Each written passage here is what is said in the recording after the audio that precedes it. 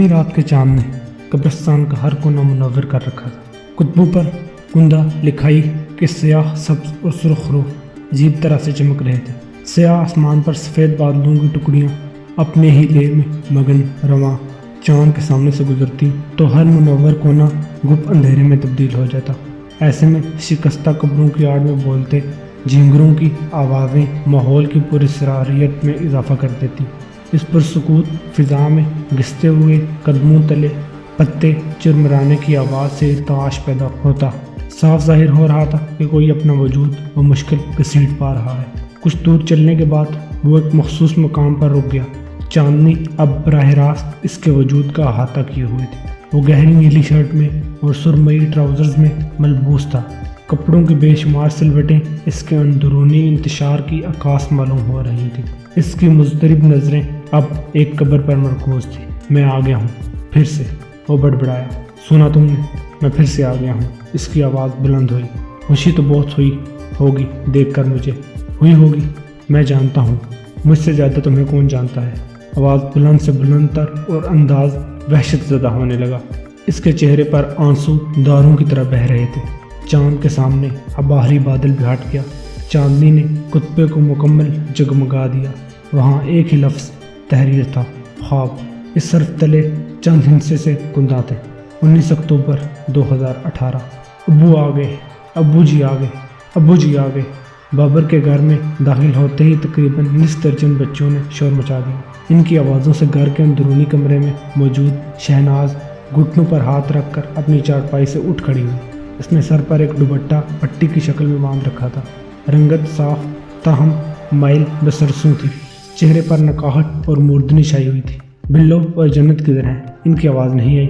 اس نے خود کلامی کی اور کمرے کی اکلوتی کھڑکی سے برآمدے میں جھانکا۔ بلو اور جنت کو وہیں موجود پا کر اس نے سکون کے سانس لی۔ اوئے کھوتی دے پترو، بند کرو اپنی زبانیں۔ پیو کی جنج میں آئے ہو کیا؟ بابر نے جھنجھلا کر کہا۔ کھوتی دے پتر کہاں سے ہو گئے؟ میں کوئی اپنے پیچھے سے لائی تھی انہیں، شہناز نے حسب عادت جواب دیا۔ چہرے کی نقاہٹ اور پرمزدگی کے برعکس آواز خاصی پاٹدار تھی۔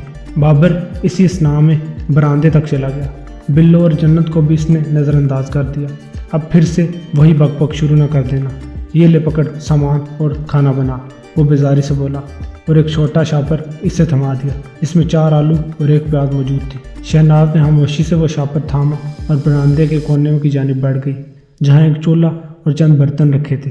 بابر نے صحن کا رخ کیا۔ سرکاری نلکے کے پانی سے منہ ہاتھ دھونے کے بعد ڈھیروں پانی اپنے معدے میں بھی انڈیل لیا۔ اس کے بعد وہ صحن میں رکھی چارپائی پر ڈھیر ہو گیا۔ بچوں نے شہناز کے گرد گھیرا ڈال دیا تھا جو آلو کا سالن بنانے کی تیاریوں میں مگن تھی۔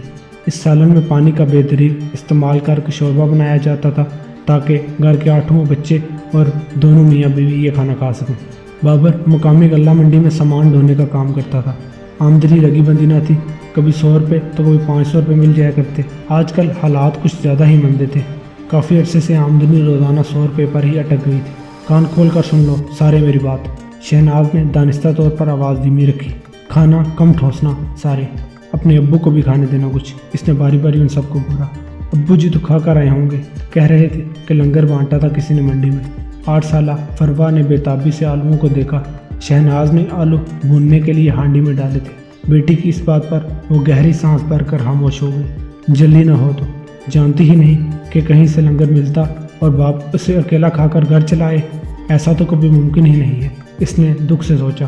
اسے بھی علم تھا کہ بچوں کا پیٹ بھرنے کے لیے بابر گزشتہ 3 روز سے جھوٹ بول رہا تھا کہ وہ باہر سے کھانا کھا کر آیا ہے۔ شہناز کی لاکھ کوششوں پر بھی اس کے کھانے کے لیے انکار اقرار میں تبدیل نہ ہو سکا۔ سالن اور روٹیاں تیار کر کے وہ برآمدے کے ہی ایک کونے میں فرش پر دسترخوان بچھانے لگی۔ سنو جی، کھانا کھا لو آ کے، اس نے حسب عادت شوہر کو آواز دی۔ بھوک نہیں ہے، لنگر کے چاول کھا لیے تھے، جواب حسب توقع تھا۔ ہاں، مجھے جیسے پتہ نہیں ہے کون سا لنگر بڑھتا ہے وہاں، اٹھے اور کھانا کھا لے، وہ بضد رہی۔ دانی نظر نہیں آیا، کدھر ہے وہ الو کا پٹھا؟ بابر نے دانستہ طور پر اس کی دکھتی رگ دبائی۔ وہ یہیں تھا، وہ کچھ دیر پہلے تو نظر آیا تھا مجھے، وہ سٹپٹا گئی، شاید سائیکلوں کی دکان پر پنکچر لگوانے والوں کا کام سیکھنے چلا گیا ہو۔ اس نے نظریں چرائی اور بچوں کو کھانا دینے کے لیے دسترخوان کی جانب بڑھ گئی۔ بابر کو اپنا شک درست ہوتا محسوس ہو۔ اسے اب شدت سے دانیال عرف دانی کا انتظار تھا۔ یہ انتظار زیادہ طویل ثابت نہ ہوا۔ اگلے نصف گھنٹے میں دانیال اپنی ہی لے میں مگن ہنستا حال چوبی دروازے سے اندر داخل ہوتا دکھائی دیا۔ اس کا حلیہ حسب توقع تھا۔ گھٹنوں سے اوپر تنگ نکر بڑے بھائی یاسر کی شرٹ کی جگہ ایک پرانی اپنی اصل رنگت کھو چکی ہوئی زردی مائل بنیان پہن رکھی تھی۔ بنیان اور نکر مٹی سے لتڑے ہوئے، یہی مٹی اس کے ہاتھوں اور چہرے پر بھی لگی ہوئی، جس سے اس کے عام نقوش مزید بھدے معلوم ہو رہے تھے۔ دانیال کی عمر 9 برس تھی۔ اس کا رنگ سانولا، آنکھیں گول اور چھوٹی، چہرہ لمبوترا اور ناک قدرے پھیلی ہوئی تھی۔ وہ اس حد تک عام شخصیت کا مالک تھا کہ والدین کو بھی اسے دیکھ کر کہیں نہ کہیں تعصب محسوس ہونے لگتا کہ ایسے نقوش تو دونوں میں سے کسی کے بھی نہیں تھے۔ کہاں سے آیا ہے تو؟ بابر نے اسے گورا۔ باہر سے، اور بے نیازی سے بولا۔ کھوتی دے پتر، یہ تو مجھے بھی پتا ہے باہر سے آیا ہے تو، آسمان سے تو نہیں اترا۔ بابر اس بات پر بھڑک گیا۔ اس تیش میں بیٹے کی بے نیازی سے زیادہ اپنی بھوک و نکاہٹ کا عمل و دخل تھا۔ اس سے قبل کہ دانی کوئی جواب دیتا، اس اسنا میں بابر کی نظر اس کے برہنہ پاؤں پر پڑی۔ مٹی سے لتڑے پاؤں لہو لہان بھی تھے۔ یہ منظر دیکھ کر بابر کا تیش بڑھ گیا۔ اس سے اندازہ ہو گیا کہ بیٹے کی آمد در حقیقت کہاں سے ہوئی ہے۔ وہ چارپائی سے اٹھا اور اسے بالوں سے پکڑ کر اپنی جانب گھسیٹ لیا۔ پتا تھا مجھے وہیں گیا ہوگا تو۔ وہ اس کے بالوں کو زوردار جھٹکا دینے لگا۔ پتا تھا تو پھر اب چیخ کیوں رہے ہو؟ اس نے بے باکی سے جواب دیا۔ بابر تیش میں آ کر اس کے چہرے، بازوں، جسم پر تابڑ توڑ تھپڑ اور گونسے برسانے لگا۔ دانے کو اپنے منہ میں لہو کا ذائقہ محسوس ہوا۔ باپ کی رسید کی گئی ہر ضرب اس کی آنکھوں میں آتش و جنون کا اضافہ کر رہی تھی۔ جائے گا اب وہاں؟ بول، جائے گا اب وہاں؟ ہر تھپڑ کے بعد بابر کی زبان سے ایک ہی فکرہ نکلتا۔ دانیال نے منہ کھولنے سے تو گریز ہی کیا، تاہم اس کی آنکھوں اور چہرے پر ایک ہی جواب تھا، میں اپنی روش بالکل ترک نہیں کروں گا۔ یہ بات محسوس کرتے ہی بابر مزید بے قابو ہو گیا۔ چھوڑ دیں، خدا کا نام ہے چھوڑ دیں اسے، بچہ ہے وہ۔ شہناز تڑپ کر آگے بڑھی۔ بابر نے بایاں ہاتھ گھما کر اس کے چہرے پر رسید کر دیا۔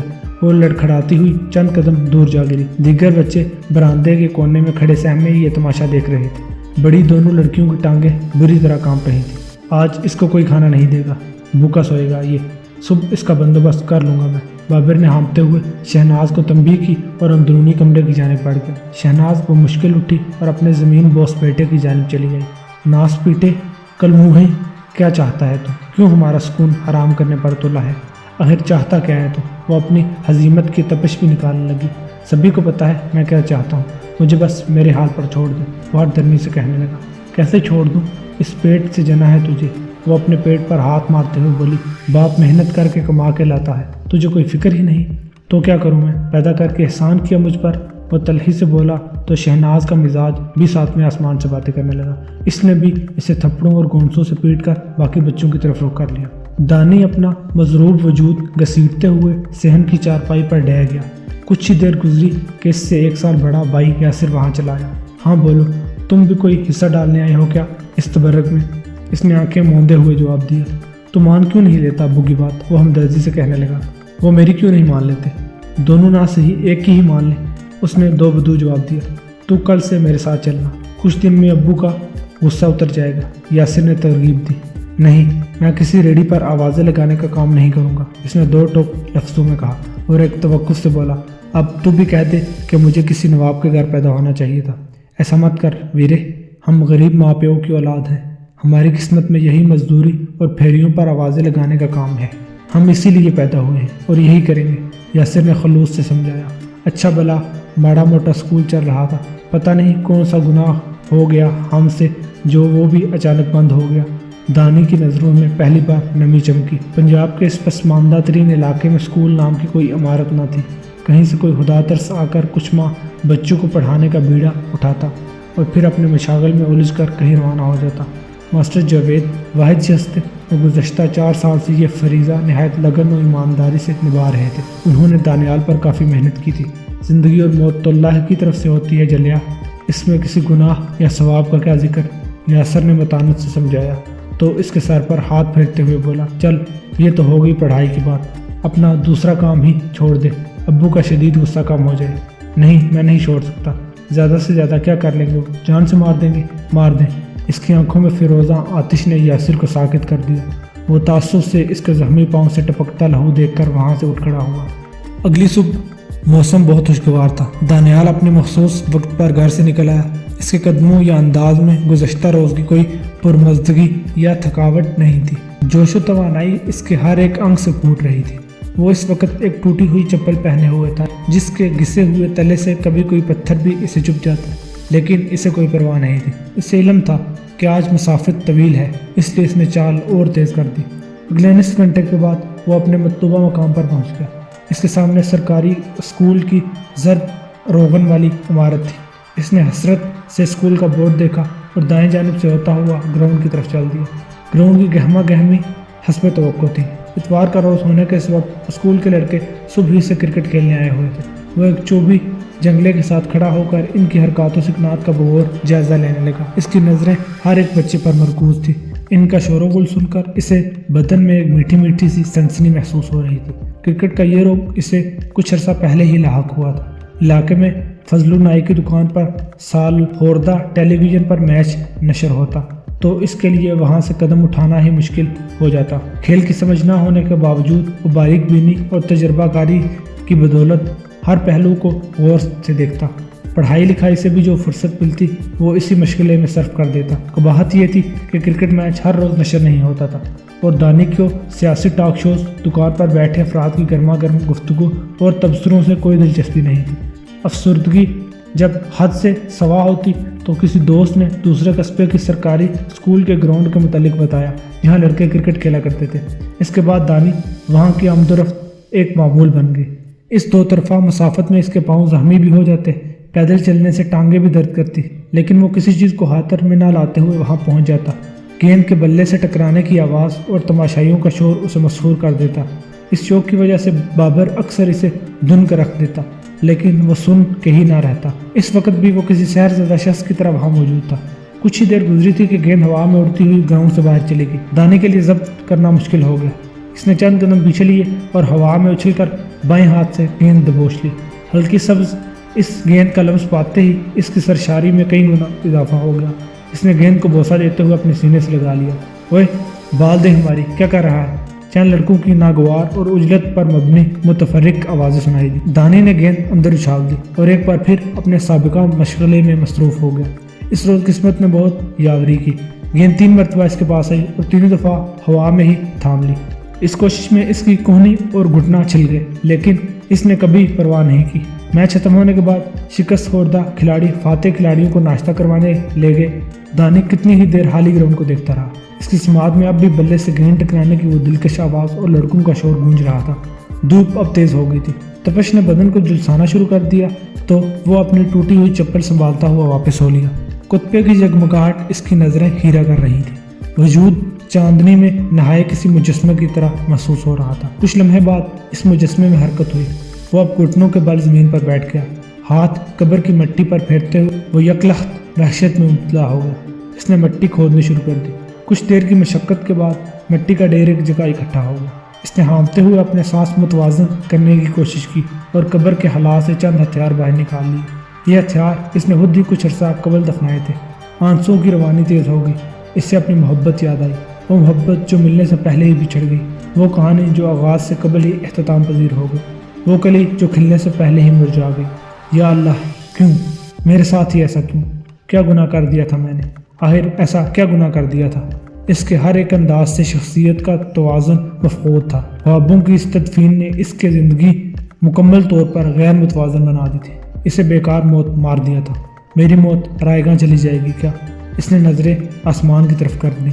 इन नज़रों में इज़्तिराब और वहशत थी। नहीं, क्यों रायगां जाएगी? बिल्कुल भी नहीं। जहन में फौरी सोचूंगी, मैं अपनी मौत का इंतकाम खुद लूँगा। इसने खुद गुलामी की। वो शायद दुनिया का वाहिद इंसान था जिसने अपनी ही मौत का बदला चुकाना था। कुत्ते पर लगे अल्फाज की जगमगाहट में मज़ीद इजाफा हो गया।